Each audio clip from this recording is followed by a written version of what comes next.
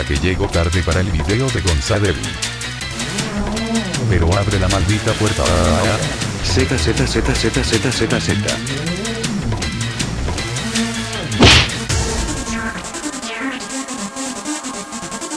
Bueno, acá Gonzadevi con dos invitados especiales. Saluden a Fluttersiskin y a Ivan Slipknot 12. Comencemos. El forastero y la niña. Leyenda real de una niña de 8 años que anda en los pueblos de la Sierra del Perú. Esta leyenda nació en un pueblo alejado de las carreteras, rodeado por chacras donde las casas están a 600 metros de distancia entre sí. La historia ya era conocida en ese pueblo. Un día un forastero decide hospedarse por unos días en una casa de ese pueblo por una semana y luego continuar su viaje. En ese día el forastero, ya dormido, a la medianoche escucha la puerta. Pop pop pop. Él se despertó y se preguntó quién toca a estas horas. Al abrir la puerta se encuentra con una niña con rasgos de quemaduras. Entonces el forastero le pregunta: ¿qué necesitas, niña, a estas horas? Ella responde: ¿me regalaría un vaso con agua? Y él le dice sí, claro que sí. Después de darle el vaso con agua, la niña se retira. Al día siguiente la misma niña fue a la misma hora donde el forastero y lo mismo le pidió. Pasaron 4 días seguidos que la niña iba. Entonces el forastero decide hacerle unas preguntas, esperó que sea la medianoche, y llegada la hora la niña toca la puerta. Pop pop pop. El forastero abre la puerta y la niña le pide si le pudiera regalar un poco de agua en su vaso. El forastero saca un poco de agua y le da a la niña. Cuando la niña se iba, el forastero decide preguntarle y le dice: niña, ¿para quién llevas ese vaso con agua? Ella dice: para mi papá, y el forastero pregunta: ¿y dónde está tu papá? Ella le dice: él se está quemando. El forastero queda sorprendido y le pregunta: ¿quién es tu papá? Y la niña grita con una voz terrorizante: es el diablo. Aquel grito fue escuchado por todo el pueblo y el forastero falleció 2 días después. Se dice que la niña sale a penar los 21 de febrero de todos los años, durante 2 semanas atacando a turistas. ¿Quién será la próxima víctima?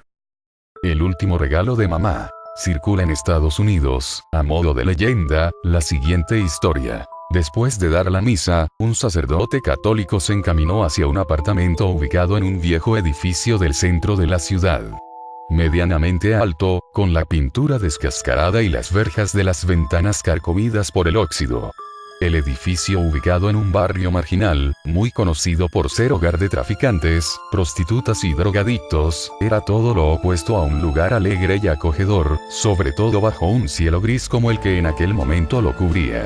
Tras tocar repetidas veces el timbre, el sacerdote pudo escuchar la proximidad de unos pasos y entonces la puerta se abrió. Era un joven desaliñado y ojeroso, con cabello abundante, sucio y desordenado.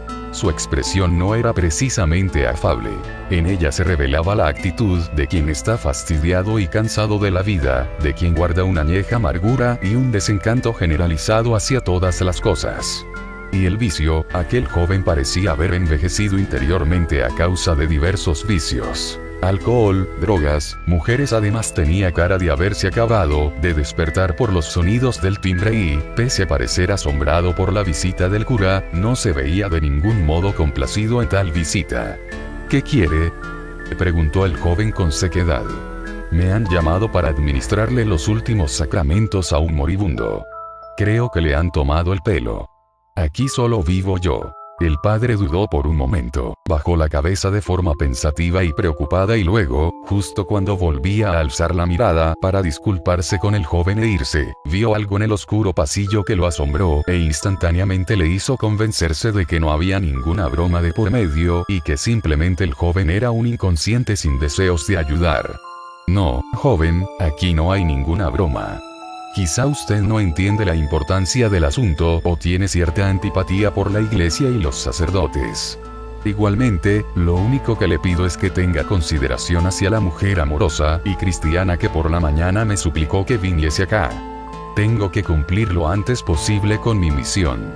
Con su permiso. Tras decir eso, el sacerdote apartó al joven de forma suave pero firme y determinada. Una vez dentro, vio en la mesita del recibidor un retrato junto al cual yacía un ramo de flores secas y marchitas. En el retrato se veía a una mujer mayor con ropa negra de luto, un gran crucifijo en el cuello y un rostro cuya mirada y expresión delataban bondad, pero también un profundo envejecimiento ocasionado mucho más por el sufrimiento que por el paso de los años. Era la mujer que había solicitado la visita del sacerdote. ¿Ve el retrato de la mesita? Esa es la mujer que me pidió venir. ¿Pero qué dice? Eso es imposible. Ella es mi madre y está muerta hace años. Al joven lo sacudió un escalofrío. Gotas de frío sudor empañaban su frente y su brazo derecho temblaba ligeramente mientras sostenía el retrato de la mujer frente a su rostro nervioso y sufrido. Pero el sacerdote parecía tranquilo, inmutable, como si algo en la conversación que tuvo con la mujer del retrato le hubiese hecho intuir que aquella no era una conversación normal, que algo misterioso había allí.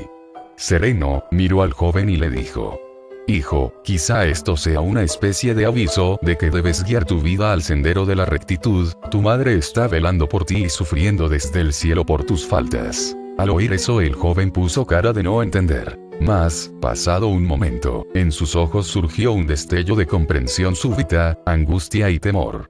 Él lo sabía que el cura no mentía y que su madre le había hablado. Pero su madre estaba muerta. Él era quien habría de morir, y muy pronto su madre aún cuidaba de él y no quería que muriese con una lista tan larga de pecados sin perdonar. Debía confesarse y recibir la comunión, debía arrepentirse para ser perdonado y no caer en la oscuridad eterna del infierno. Por un momento el joven lloró conmovido por el amor de su madre y el impacto que representaba saber que sí existía aquel mundo espiritual del que tanto había dudado y al que tanto había despreciado.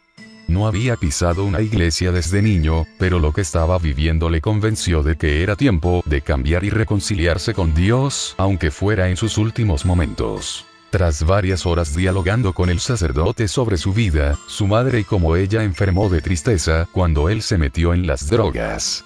Un sufrimiento que la llevó a morir sola y repudiada por su único hijo, que estaba más preocupado por lograr su dosis diaria que por atender a una pobre anciana que se desvivía por ayudarle. El chico, profundamente arrepentido y deshecho en lágrimas, se confesó al párroco, quien le absolvió de sus pecados y le dio la comunión. Al irse el cura, el joven regresó a su soledad con una mezcla de alegría por haber sido liberado y temor. Falleció esa misma noche mientras dormía, de forma repentina e inexplicable. Dicen que fue un paro cardíaco, pero es sabido que los médicos suelen diagnosticar eso cuando no saben a ciencia cierta qué pasó. En todo caso, lo importante es que el joven murió en paz y totalmente limpio de cualquier droga y pecado. En su velatorio, quienes lo conocían se sorprendieron porque el joven, mientras vivió, jamás mostró una sonrisa tan dulce y serena como la que, antes de partir, dejó grabada en su rostro. El Silbón. Muchos son los habitantes de los llanos que cuentan haberlo visto, sobre todo en verano, época en que la sabana venezolana arde bajo el rigor de la sequía, y el Silbón se sienta en los troncos de los árboles y recoge polvo en sus manos. Pero es principalmente en los tiempos de humedad y lluvia cuando el espectro vaga hambriento de muerte y ávido por castigar a borrachos y mujeriegos y a una que otra víctima inocente. Y es que cuentan que a los borrachos les succiona el ombligo para beberse el aguardiente que ellos ingirieron cuando se los encuentra solos por el llano, y que a los mujeriegos los despedaza y les quita los huesos y los mete al saco donde guarda los restos de su padre. Algunas versiones dicen que es como un alargado gigante de unos 6 metros, que camina moviéndose entre las copas de los árboles mientras emite su escalofriante silbido y hace crujir, dentro de su viejo y harapiento saco, los pálidos huesos de su infortunado padre, o, según afirman algunos, de sus múltiples víctimas. Otras versiones dicen que, sobre todo a los borrachos, se les presenta como la sombra de un hombre alto, flaco y con sombrero. Existe la creencia de que sus silbidos se suceden unos a otros en ciclos de do, re, mi, fa, sol, la, si, y que se escuchan cercanos cuando no hay peligro y lejanos cuando sí lo hay, pues cuanto más lejanos suenan más cerca está. Unos piensan que escuchar su silbido es un presagio de la propia muerte, que puede oírsele en cualquier sitio y hora, y que si lo oyes lejos entonces no te queda más salvación que el ladrido de un perro. O, para otros más optimistas, también el ají, un fruto rojo y muy picante que se emplea como condimento, y el látigo. Cuentan que, en ciertas noches, el silbón puede aparecerse cerca de una casa, dejando en el suelo el saco y poniéndose a contar los huesos uno a uno. Si una o más personas lo escuchan, no pasará nada. Si nadie lo escucha, al amanecer un miembro de la familia nunca despertará. En los llanos orientales de Colombia, donde le llaman el silbador, creen que es el alma errante de un mujeriego parrandero que murió en soledad. La gente afirma que él busca la compañía de alguien que a esas horas de la noche osa cabalgar. Pero aquella versión amable es una excepción, pues, también en Colombia, otros dicen que el silbador persigue a las embarazadas, que su silbido penetra los oídos e infunde frío y que, si alguien lo escucha en tono agudo, pronostica la muerte de una mujer, mientras que si suena grave pronostica la de un hombre. En cualquier caso, esa mujer o hombre es generalmente alguien conocido por parte de quien ha escuchado el silbido. Orígenes. La leyenda del silbón nació a mediados del siglo XIX en las llanuras de Guanarito, un municipio del estado La Portuguesa, dentro de Venezuela. Después la leyenda migró a los llanos de Cojedes y Barinas, y hoy en día inclusive se la encuentra en ciertas zonas de la llanura colombiana. Versión 1. Cuentan que cierto joven descubrió que algo extraño estaba pasando entre su esposa y su padre. Unos dicen que el padre la había golpeado, pero generalmente se cuenta que la violó y que, cuando su hijo lo encontró cometiendo el crimen, únicamente se justificó diciendo: "Lo hice porque es una regalada, mujer fácil".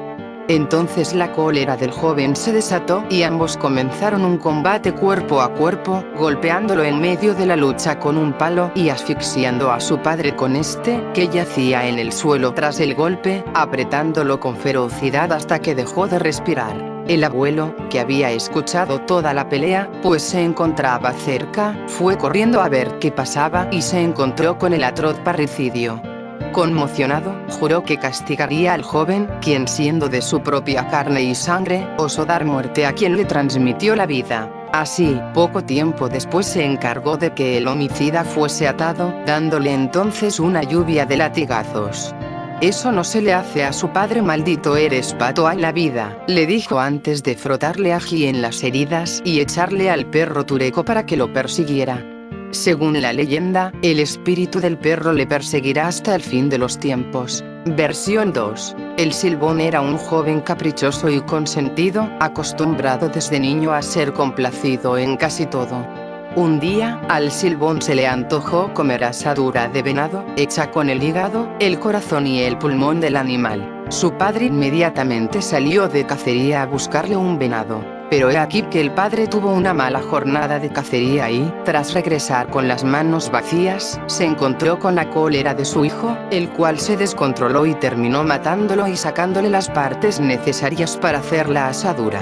Después le entregó las partes a la madre, quien no sabía nada del asesinato. Esta acabó por darse cuenta de que las partes para la asadura no se ablandaban como de costumbre, sospechó de su hijo y avisó al abuelo. Tras descubrir el crimen, el joven fue maldecido por su abuelo y su hermano, según algunos, también por la madre, quienes lo ataron, le pelaron la espalda a latigazos, le frotaron ají en las heridas, lo echaron con violencia de la casa y le soltaron al perro tureco para que lo persiga. Variante de la versión 2. Dicen que el silbón era un muchacho mimado, un joven que había crecido con tales excesos de libertad que, en su adolescencia, se fue de casa simplemente porque le apetecía ver mundo y hacer lo que le diera la gana. Fuera de casa, el silbón llevó una vida libertina en la que las fiestas, los excesos de alcohol y el sexo desenfrenado y promiscuo estaban a la orden del día. Como era violento, cuentan que mató a varias personas y que por ello estuvo muchas veces en prisión. No se sabe cómo salía tan rápido. Pero finalmente el Silbón se cansó de todos los golpes y maltratos que le costaban los excesos de su vida pendenciera y libertina, por lo cual un buen día volvió al rancho de sus padres y allí, pese a todas sus atroces proezas, fue recibido con alegría y afecto. Ya pasados algunos días, el Silbón invitó a su padre de cacería, y, cuando estaban algo adentrados en el bosque después de que el muchacho guiara al padre por un buen rato, encontraron un árbol delgado y torcido que les obstaculizaba el paso. Surgió entonces el siguiente diálogo entre el hijo y su padre. «Papá, ¿por qué no enderezas ese palo? Está atravesando el camino. ¿Por qué no lo enderezas?» «Ay, hijo. Ese ya no se puede enderezar, debía hacerse cuando estaba tierno, cuando estaba chiquito, ya está muy formado y crecido, ya no se puede». «Ah, si usted sabía que las cosas torcidas se enderezan cuando están pequeñas, ¿por qué entonces no me enderezó cuando podía, cuando estaba a tiempo? Usted me dejó crecer malo, torcido y caprichoso, no sabe cuánto he sufrido por eso. He tenido que matar tanta gente y sufrir tantos golpes para estar vivo ahora». Llegado el momento, el hijo le confesó al padre que pensaba matarlo, que tenía que vengarse por todo lo que había sufrido por culpa de él. Así, sin darle tiempo de huir, lo agarró del cuello, lo apuñaló y le sacó las partes, hígado, corazón y pulmón, con que se hace el asado. Después dejó el cuerpo tirado y fue a casa con las partes de su padre para que la madre hiciera un asado. No obstante, la madre se dio cuenta del crimen, entró en ira, lo maldijo y, junto al hermano y el abuelo, lo ataron, le arrancaron la piel de la espalda a latigazos, le frotaron ají, lo exiliaron para siempre de casa y mandaron al perro Tureco para que lo persiga, lanzándole la maldición de que sería errante y no tendría descanso, pues oiría los ladridos del perro cada vez que se detuviera a descansar. Iván, quiero darte algo. ¿Qué es?